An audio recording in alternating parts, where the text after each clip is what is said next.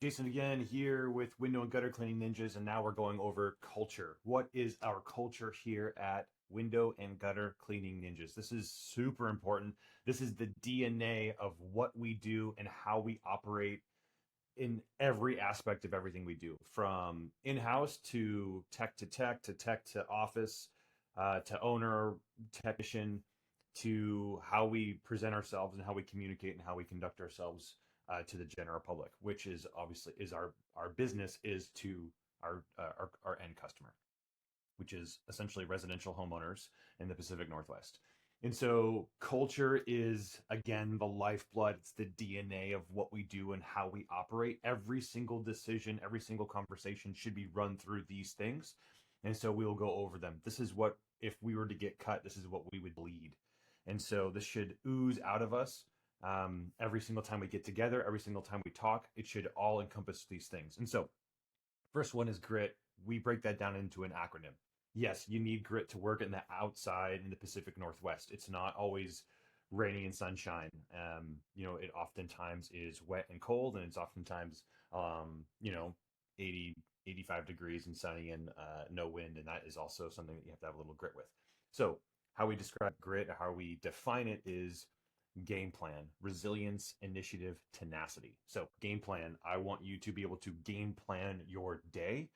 I also want to be able to game plan your route, as far as like we're going to think ahead, kind of like playing chess and that idea of it. We're not just going to do one task and one task and one task and not think about all the other tasks that we have to do. So we're setting ourselves up for the best things. We're not duplicating movements. We're not duplicating different actions. And so what that looks like is you're going to game plan your whole day, maybe your jobs, maybe your routing, maybe like where you're going to take lunch. And then you also want to game plan on the micro aspect of things, is like you're going to game plan each job. So you will be going onto a job, and I want you to game plan, forward think how you're going to accomplish that job. You're going to do a walk around, right? Hey, this is where I'm going to set my ladder. Hey, I'm going to do this front section here, and then I'm going to get down. I'm going to have a snack. I'm going to drink some water. I'm going to go back. I'm going to blow it. I'm going to clean the gutters, right? You need to be able to plan out and forward think the next few actions of what you're going to do on the macro and the micro. That game plan. Resilience, you got to be able to embrace the suck. When it's 36 degrees and raining, it's gonna happen. Like you have to be able to push through and embrace the suck. It's almost just a mind shift that you have to take in when we work outside literally every single month of the year. And so yeah, we will have some like times off here and there, in December and a little bit in February, depending on how busy it is. But we're working year round, and that's actually one of the benefits of working the Pacific Northwest, specifically here in between the Olympics and the Cascades, is that it just provides a super mild climate where it doesn't get super hot and it doesn't get super cold, so we can work year round. And so you have to be resilient. You have to have some resilience, and how I define that is you got to be able to embrace the suck. Initiative, you have to be able to, like I said, forward think, but you have to be able to take the initiative to do those things. So no one else is doing it for you, right? We're not going to sit there and micromanage you. I don't want a company of micromanagers. I don't want us that's how we operate. So in taking initiative, you're the one that has to take those first steps. You're the one that has to have the drive, that internal drive inside of you, to take the initiative to do whatever task you need to do, to forward think and text the customer and say that you're going to be a little bit late, or you're going to be a little bit early, right? Take the initiative to do the walk around. And if you see that you miss a spot, take the initiative to go get the ladder back off the truck, stick it up there, and finish that window, right? You have to have your own initiative, because we're not going to micromanage you. You're going to be in a truck by yourself. And so we have to have guys that can forward think, that can critically think, and take the initiative where they need to take the initiative. Initiative. And then so tenacity. And how I describe that is you got to be able to finish strong. You got to be able to have some hustle to you, because yes, we want to do excellent work, but we also have to do it efficiently. And if we're not doing efficiently, we're not making money. And so, yes, you can go out there and do a gutter cleaning, and it could take you 4 hours and it will be immaculate. And then you can also go and do that same gutter cleaning, and it could take 2 hours, and it can still be 90% or 95% of what it needs to be. And so there are levels of upgrading your hustle and your purpose behind your steps. Again, game plan goes into a lot of that, because if you can game plan your steps, that tenacity or that ability to hustle is going to help you kind of push through to the end of the job, so you're not sitting there duplicating different things, going up and down the ladder 15 times because you forgot something or you forgot this or you have to go do that, right? If you can game plan that, it'll help you be able to have more intentional steps, which is finishing strong, having a hustle on behind you. So that's how we describe grit. Next one is humble. We want to be humble, and how we describe that is we want to take the high road. And so we don't want to come to the table thinking that we're better than anybody else. That includes even the office. That includes talking from tech to tech, but especially from business to consumer or our customer, our clients. And so we want to take the high road, even if we're right, or sorry, even if we're not wrong. Let's say it's the customer's fault. Let's say it's 100% the customer's fault. Let's say most likely it's never going to be like that. But let's say it's 99% the customer's fault. There is still a 1% opportunity for us to be better and for us to glean from that situation. And so what I want us to do is I want us to take ownership of whatever it is and try to do some inward reflection of how we can be better and how we can do better. I want us to, maybe even you as a technician, to take responsibility for the company and to do whatever it needs to do, whatever it takes to make the customer happy within reason. And the way that we do that is we give $200 to $250 leeway for you to make any situation right, right? I want to give you the power and the autonomy to make any situation right. I'm not in the field dealing with the customer that you're dealing with. You are. That makes more sense that you would have the opportunity to be like, hey, you know what, Mrs. Smith, I apologize about that. We could have done this better. This is what I'm going to do. I'm going to comp this. I'm going to do this for free. Hey, that thing we broke, we're going to order on Amazon. I'm going to have it next day shipped right like to you right now. I'm going to go ahead and order it. And so we want you to have the autonomy to make things right. We also want to take the high road in any conversation that we're going to have.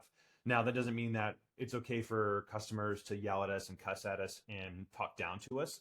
And I will be the first person to stand up for my team and like what we've built. Also, there's room for us to grow in every single situation. And so if we can take those situations and learn from them and come to the table being humble, but still being bold and like standing behind what we do and what we say, that's, I think, going to be the best recipe for living out humble. Okay, next one, honor. The way we describe that is we want to give more in payment than we take. Sorry, we want to give more in value than we take in payment. And how this looks is in the industry in general, there is there's a thing out there that it's the opposite. People want to do the least amount of work and take the most amount of revenue and take the most amount of people for amount of money from people. They want to give the least of value. And so we're going to flip that on its head. We're going to give more in value than we take in payment. I want somebody coming away from a transaction or from a service with the ninjas, and I want them to say, holy crap, they did all of that and I only paid X. Now, only paid X could be $1,200, but the value that we bring is exponentially more than $1,200. And so that's the idea, that's the attitude that I want to bring to like honoring people. And so we want to honor people, peer to peer, tech to tech, tech to office, all that other things, office to tech. We want to honor those conversations. We want to honor their time, but we also want to honor our customers. So we want to honor their time. We want to honor their money that they're paying us to do a service. We also want to honor their number one asset, which is typically their home. And so coming to the table, not only in humility, but to honor them and the fact that they are hiring us. There is plenty other service providers that do equivalent to what we do in the area, and they could have hired them, but they're choosing to hire us. So we want to honor them.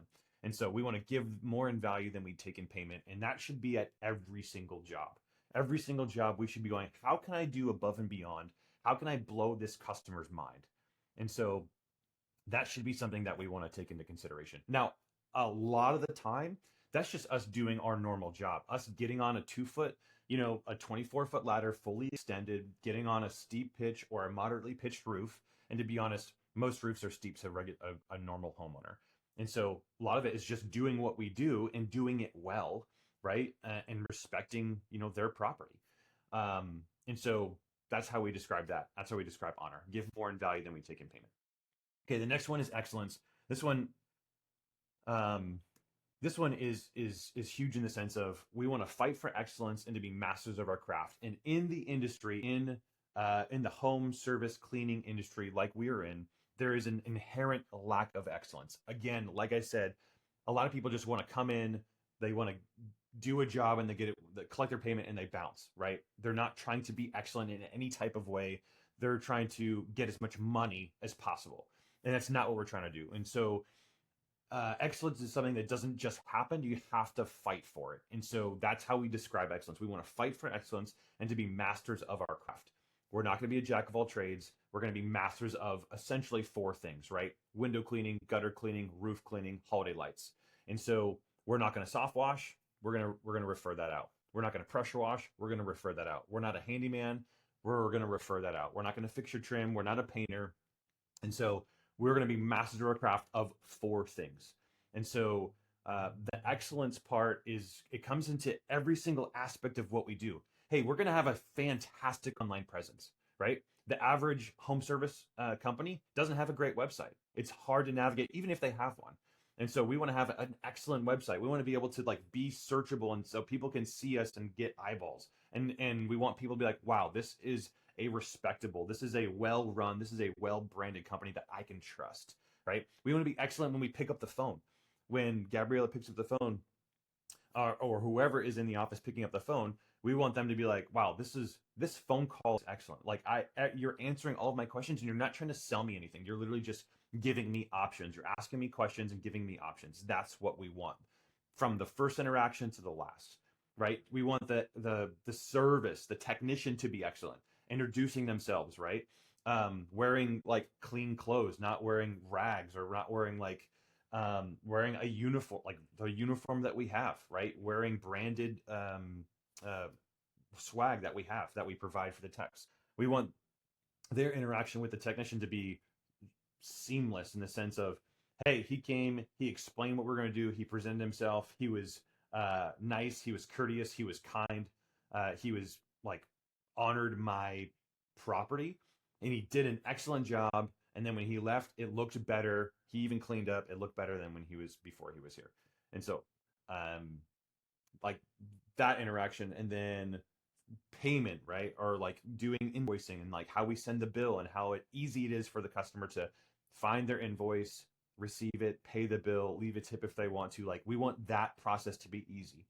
And then we also want it to be easy, and we also want it to be excellent in the sense of, hey, when they're done with that job, how easy is it to get another service, right? So we want to build that relationship, and we want to be excellent in every aspect of it, even after the job. We want to be excellent in our communication of like, hey, Mrs. Smith, it's been 6 months since you have your gutters cleaned. We see that the last, you typically do every 6 months, just want to give you a call. Like that is being excellent in our service. And so we want to be excellent. We want to fight for excellence. It's not going to happen. It is a fight, and it's a constant fight.